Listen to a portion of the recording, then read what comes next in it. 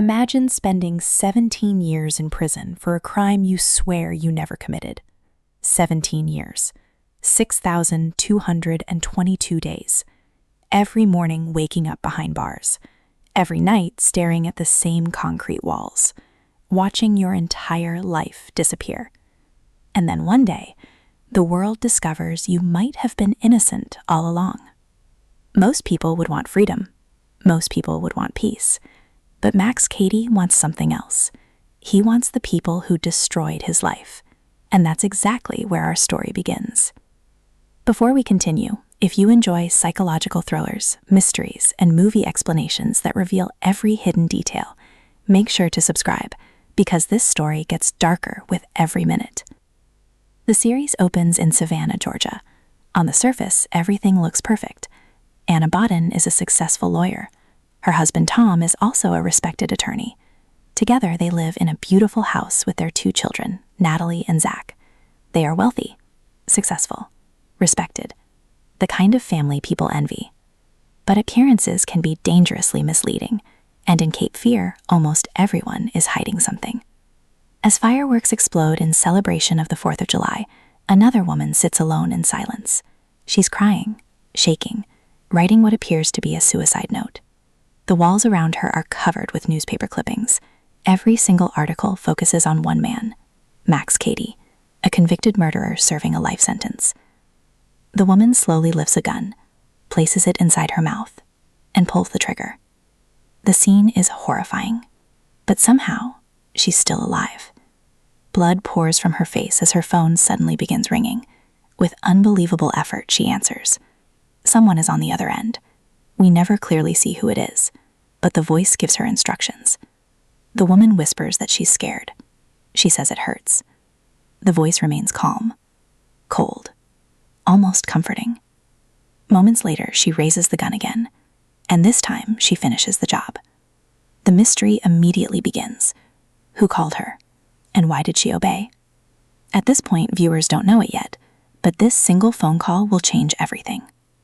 2 weeks later, a prison gate opens. A man walks free. For the first time, we meet Max Cady. Or rather, we see glimpses of him.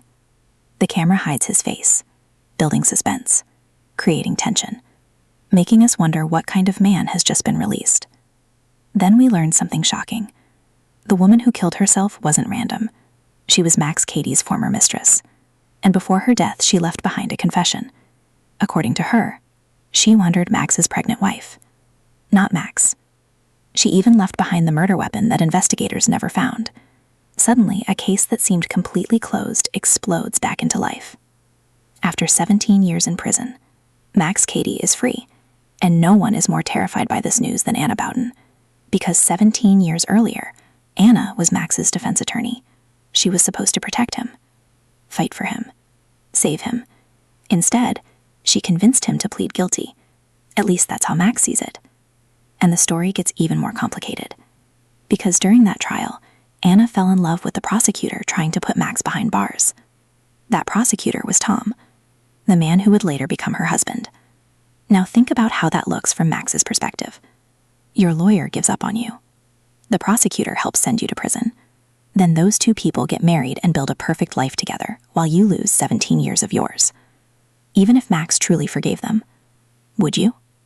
Meanwhile, strange things begin happening around the Bowden family home. One morning, Natalie discovers something horrifying floating in their swimming pool. 4 dead skunks. 2 adults, 2 babies.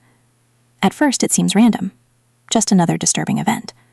But later, Anna realizes something. The dead skunks represent her family. A father, a mother, and 2 children. Someone is sending a message. Someone wants the Bowdens scared. And it's working. As the family tries to process Max's release, another problem is quietly growing inside their home. Their teenage son, Zack, is struggling. Deeply struggling. He's withdrawn from everyone, spends most of his time alone, and carries emotional scars from an incident that happened at school. Months earlier, Zack shared intimate pictures of a girl he liked. The photos spread throughout the school. His friends abandoned him. His reputation collapsed. And since then, he's become isolated, angry, lost. His parents try reaching him, but Zack has built walls around himself. walls nobody seems able to break, except maybe one person. An online girl he's recently started talking to. A mysterious stranger who seems to understand him. Or at least, that's what Zack believes. But what happens next changes everything. While Anna attends a meeting at her nonprofit legal organization, her colleague Noah delivers devastating news. The media is about to learn the truth. Max Cady has already been released. And once the public hears the full story, people will start asking uncomfortable questions. Questions about the original trial. Questions about Anna. Questions about Tom. Questions neither of them want to answer. The fear on their faces is immediate. And for the first time, viewers realize something important. The Bowdens know more than they're saying. Much more. That night, the family gathers at home, trying to act normal, trying to convince themselves everything will be okay. Then suddenly, the security alarm goes off. Everyone freezes. Tom rushes outside, but finds nothing. No intruder. No evidence. Nothing. Yet somehow the threat feels real. Because someone is watching. Someone is waiting. And before long, that someone is about to step directly into their lives. No one expected what happens next. And it's the moment the real nightmare begins. Max Cady finally comes face to face with the Bowdens at a charity fundraiser. Instead of acting angry or seeking revenge openly, he behaves politely and claims he has forgiven Anna and Tom for sending him to prison. But his calm behavior feels more threatening than rage. During the event, Max talks about the years he lost behind bars and subtly reminds Anna that he knows something about her past. Later that night, he unexpectedly appears at the Bowden home, claiming he only came to return Anna's lost purse. Meanwhile, Zack, who has been missing all day, suddenly returns home looking confused and heavily drugged. Then the family discovers something horrifying. One of his toes is missing. Anna immediately believes Max is responsible, especially after his earlier speech about fingers and toes.